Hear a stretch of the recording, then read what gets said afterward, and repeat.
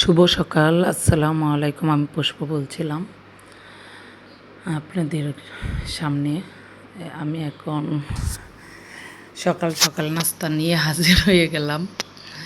মানে আমি আর লামিয়া, আমাদের বাসার সদস্যই 2-3 জন। এই বৈশা বৈশা নাস্তা খাবো আর একটু বৈশা বৈশা গল্প করতেছি, দুষ্টামি করতেছি। ও আমাকে বলতেছে যে কালকে রাত্রে আলুর দম রান্না করছিলাম, আলুর দমটা মজা হয়েছে। আমি ওর সাথে বসে এই ধরনের কথাবার্তা বলতেছি। কথাবার্তা বলতে বলতে এই যে বিসমিল্লা বলে খাবার শুরু করে দিলাম। এই পাশে খাবার খাচ্ছি আর গল্প করতেছি, আড্ডা মারতেছি। এই পাশে আমার বাচ্চাটা দাঁড়ায় আবার আমার সাথে একটু দুষ্টামি করতেছে, আমার বাচ্চার সাথে কথা বলতেছি। এখন দুপুরে রান্নার জন্য চলে আসলাম। পাতিলে অ্যাঙ্করের ডাল বসাইলাম আর এই পাশে ভাত বসাবো। অ্যাঙ্করের ডালটা আজকে রান্না করব স্পেশালভাবে আমার হাজব্যান্ডের পছন্দ মতো মূলা দিয়ে। এই রান্না করতে করতে অনেক কিছুই মনে পড়ে যাচ্ছে যে প্রতিদিন নিত্য দিনের কাজ। এই যে এখানে মাছ নিয়ে আসলাম, মাছটা খালা ধুয়ে কেটে ধুয়ে পরিষ্কার করে রাখলো। আমি ভাবলাম কিছু মাছ এখান থেকে নিব রান্না করতে আর কিছু মাছ রেখে দেবো। বাটা মাছটা আমার হাজব্যান্ডের পছন্দের, আর রুই মাছ এখানে ছোটো ছোটো রুই মাছ নিয়ে আসলাম। কালকে এটা আমি ওই যে রাস্তার থেকে কিনে নিয়ে আসছি, রাত্রের বেলা যখন বের হয়েছিলাম তখন নিয়ে আসলাম। এটাই বলতেছি যে আমার হাজব্যান্ডটা না করতেছিল যে এত ছোটো রুই মাছ কেন নিতেছো, এটা তো কেউ খায় না। আমি বললাম সবসময় সব অবস্থায় আল্লাহর কাছে শুকরিয়া আদায় করতে হয় এবং সব সময় সব রকম পরিস্থিতিতে মানায় নিতে হয় মেয়েদের, তাহলে কখনোই কষ্ট হয় না। ও বলতেছে বাপরে এটা বলতেছি আমি। এখন মাছটা আমি ক্লিন করতে নিয়ে আসলাম, পরিষ্কার করে খালা ধুয়ে রাখছে। তারপরেও খালা ধোয়ার পরেও আমার নিজের হাতে না ধুইলে মনে হয় যে মাছে ময়লা লেগে আছে, আইস লেগে আছে, অনেক কিছুই মানে মনে হইতেছে। এই জন্য ভালো করে ক্লিন করে নিচ্ছি। মাছটা ধুইতে ধুইতে আমার ছোটোবেলার কথা মনে পড়ে গেছে, যখন আমি খুব ছোটো ছিলাম। কোনো দিন বাবার বাসায় যখন ছিলাম এ কথাগুলো মনে পড়তেছে যে বাবার বাসায় থাকলে মেয়েরা হয়েছে রাজরানী, স্বামীর ঘরে আসলে হয় মেয়েরা চাকরানী। এটাই বাস্তবতা। কারণ বাবার বাড়িতে যখন ছিলাম কোনো দিন মাছ পরিষ্কার করে বা মাছে হাত দেওয়া এগুলো কখনোই মেয়েরা করে না, ম্যাক্সিমাম মেয়েরাই। আর স্বামীর বাড়িতে আসলে মাছ ধোয়া বলেন, পরিষ্কার করা বলেন, অনেক কিছুই শিখে নেয় সময়ের সাথে সাথে। এইগুলো প্রায় সময় ম্যাক্সিমাম টাইমেই মনে পড়ে। আমি আমার মাকে খুব মিস করি। আম্মুর কাছে খুব কম যাওয়া হয়, এখন আম্মুর কাছে যাওয়া হয় না, তাকা হয় না। আমি সবার বড়, হয়তো আমাকে সবাই বলে যায় গেছে। আম্মুর আরও ছোটো ছোটো 4টা আমরা ভাই বোন আছে, হয়তো এই জন্য আমার প্রতি টান কমে গেছে। এখন সব কিছুই কেমন জানি হয়ে যায়। যে বাড়িটা একটা সময় নিজের আপন মনে হইতো, সেই বাড়িটাও একটা মেয়ের পর হয়ে যায়। একটা সময় মেয়ে মানুষের জীবনটা এমন যে বাবার পরিচয়ে বাঁচে, একটা সময় মেয়ে মানুষ স্বামীর পরিচয়ে বাসে, একটা সময় মেয়ে মানুষ এই ছেলের পরিচয়ে বাঁচে। এই জন্য আমার মাঝে মাঝে মনে হয় মেয়ে হয়ে জন্মানোচ্ছে কোনো পশু পাখি হয়ে জন্মাইলেও তারও একটা নাম আছে, পরিচয় আছে। হ্যাঁ, খুব আবেগপ্রবল হয়ে এই কথাগুলো আপনাদের সাথে শেয়ার করে ফেললাম, কারণ আমার খুব মনে পড়ে আমার মার কথা, যে আমি আমার মার কাছে যাই, 2টা দিন ঘুরে আসি, থাকি। এগুলো হয় না কেন জানি, সব কিছু মিলায়। তবে আল্লাহর কাছে লাখ লাখ শুকরিয়া। আল্লাহ যে হালেই রাখছে এই হালেই প্রত্যেকটা মানুষের শুকরিয়া আদায় করা উচিত। কারণ আমাদের দেশে যে ভয়াবহ অবস্থা চলতেছে, আর ঢাকা সিটির অবস্থাটা তো অনেক ভয়াবহ। মানে কালকে একবার ভূমিকম্প হলো, আজকে আবার 2বার ভূমিকম্প হয়ে গেল। মানে এরকমভাবে হইতেছে, মানে অনেক আতঙ্কে আছি, অনেক ভয়ে আছি।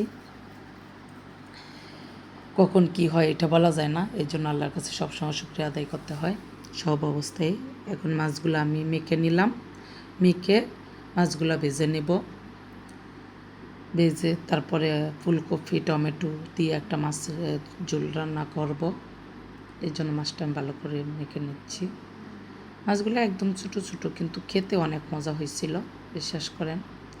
মাছগুলো একদম ফ্রেশ ছিল, আমার কাছে অনেক মজা লাগছে। আমার দেশি মাছের মতো মনে হয়েছে। যে লোকটা মাছ বিক্রি করতেছিল ওই লোকটার বাড়ি ছিল ময়মনসিংহ। আমি ওনার সাথে দুষ্টামি করে বলতেছি, আপনি কোথায় থেকে মাছ আনছেন? ওই ময়মনসিংহ। তারপর লোকটা বলতেছিল যে ময়মনসিংহ চৌরাস্তা থেকে উনি মাঝে মধ্যে মাছ নিয়ে আসে, মানে নান্দাইল চৌরাস্তা কিশোরগঞ্জ এর রুটে। আবার পাকঘরে চলে আসলাম, আইসা দেখতেছি ভাতটা প্রায় হয়েই গেছে। মানে ভাতটা আমি এখন মাঠটা সেঁকে নেব।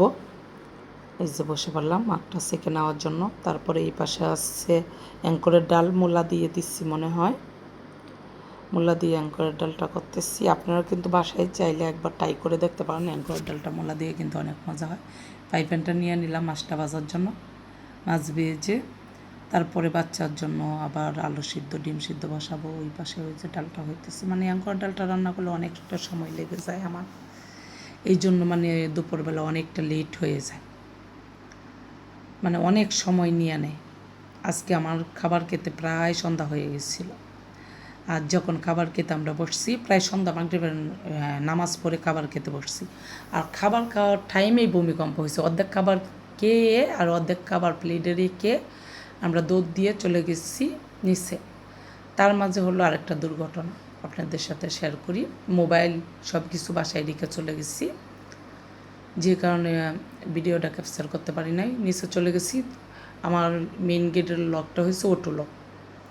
মানে আমি মোসাকে নিয়ে দৌড়াচ্ছি আর এদিকে লামিয়া আমার পিছন দিয়ে, কিন্তু ও বুঝতে পারে নাই, টাস করে গেটটা লাগিয়ে দিছিল, যে কারণে আমার গেটের অটো লক হয়ে গিয়েছিল। লক হওয়ার কারণে আমার গেটটা খুলতে অনেক কষ্ট হয়েছে।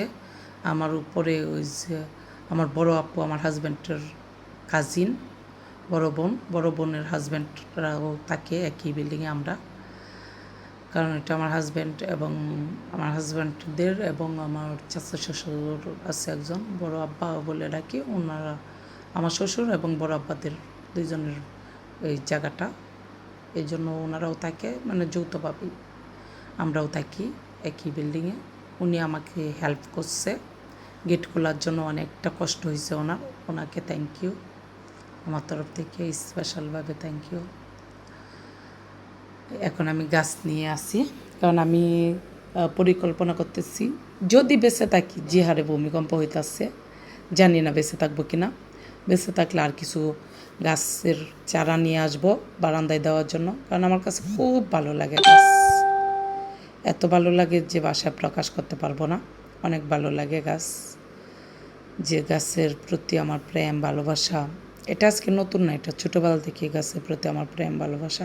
এবং আমি যে জায়গায় দাঁড়ায় আছি, এইখানে ড্রয়িং রুমের এই পেজটা আমার কাছে অনেক সুন্দর লাগে, একদম অন্যরকম সুন্দর করে সাজানো হয়েছে। আবার পাকঘরে চলে আসলাম, এসে দেখি ডালটা একদম শুকায় গেছে। ডালে একটু পানি দিয়ে দিলাম, দিয়ে মূলা দিয়ে দিব, দিয়ে এই যে এখন এইখানে আমি বাচ্চার জন্য আলু সিদ্ধ আর ডিম সিদ্ধ বসায় দিয়ে গাছের দিকে চলে গেছিলাম। ডিম সিদ্ধ আলু সিদ্ধ হয়ে গেছে, আমি ছিলতে বসে গেছি, ছিলতেছি আর ভাবতেছি, অনেক কিছুই ভাবি, মাঝে মাঝে অনেক ভাবনার জগতে চলে যায়, কারণ একা একা থাকি তো বাসায়, আর কেউ থাকে না। এই জন্য আমার বাচ্চাটা এসে আবার আমাকে বিরক্ত করতেছে। বাচ্চাটাকে বলতেছি, বাবা একটু প্লিজ একটু শান্ত হয়ে বসো, মানে আমাকে জ্বালাইতেছে। পরে আমি ম্যানেজ করে বসায় দিয়ে আসলাম, আবার দিয়ে আলু আর ডিম ছিলে নিলাম পরিষ্কার করে।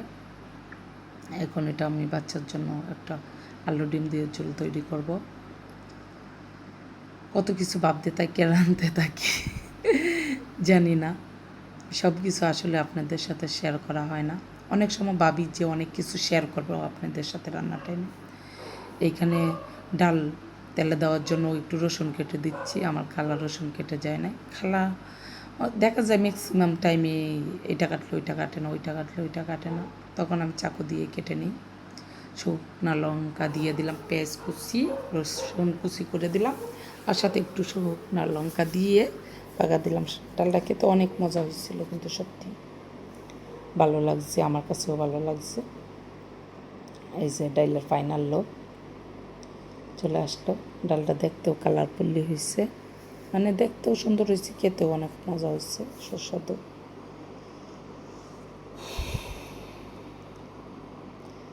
এই হলো মেয়েদের জীবন, রান্না আর বান্না। কি আপনাদের সাথে আর শেয়ার করব। এই 4 দেওয়ালের মাঝে থাকি আর রান্না করি। এই জন্যই ভাবলাম যে একটু সোশ্যাল মিডিয়াতে আসা। হয়তো যদি কেউ আমার বন্ধু হয়, তাদের সাথে অনেক সময় একা থাকি, খারাপ লাগার কথাগুলো শেয়ার করতে পারবো। মেয়েদের লাইফে মানে সবসময় যে পারফেক্টলি যায় তা না। দেখা যায় হ্যাঁ, স্বামী বিয়ে করে আনে, স্বামী যতই ভালো হোক না কেন, সবসময় একটা মেয়ে যে পারফেক্টলি সুখে থাকবে বা একটা মেয়েকে পারফেক্টলি সুখে রাখতে পারবে তাও না। আর আমার সবচেয়ে বড় কথা হচ্ছে আমার থাইরয়েডের সমস্যা আছে।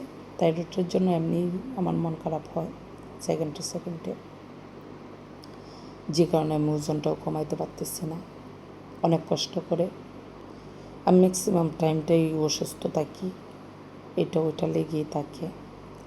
এই জন্য ভাবলাম যে সোশ্যাল মিডিয়াতে আসলে হয়তো আমার কিছু ফ্রেন্ড সার্কেল হলে ওদের সাথে ভালো লাগা খারাপ লাগার কথাগুলো শেয়ার করতে পারবো।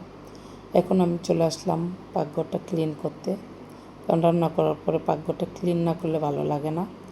এখানে অনেকগুলো হাঁড়ি পাতিল হয়ে গেছে, কালা একবার সকালবেলা ধুয়ে রেখে যায়, আবার রান্না শেষে অনেকগুলো হাঁড়ি পাতিল হয়ে যায়। সবগুলো আমি ধুয়ে একদম ঝুড়ি পড়ে যাবে, ঝুড়িতে রেখে দিব পানি জোরে পড়ার জন্য। এই ঝুড়িটা আমি ইউজ করি হাঁড়ি পাতিল ধুয়ে রাখার জন্য। তারপরে পানি জোরে গেলে আবার এই হাঁড়ি পাতিল বাটি সব কিছু গুছিয়ে রাখি। এই যে আমার ফাইনাল লুক পাকঘরের ক্লিন করার পরে, এটা হচ্ছে আমার পাকঘরের একদম ফাইনাল লুক। ধুয়ে এক ঝুড়ি হাঁড়ি পাতিল হয়ে গেল রান্নার পরে। এই পাশে আমি মাছের তরকারিটা এই যে ফাইনাল লুক আপনাদেরকে দেখিয়ে দিলাম। এই পাশে ডিমের তরকারি রান্না করলাম বাচ্চার জন্য। আর এইখানে আছে বাচ্চার জন্য খিচুড়ি, এটা শেয়ার করা হয় না।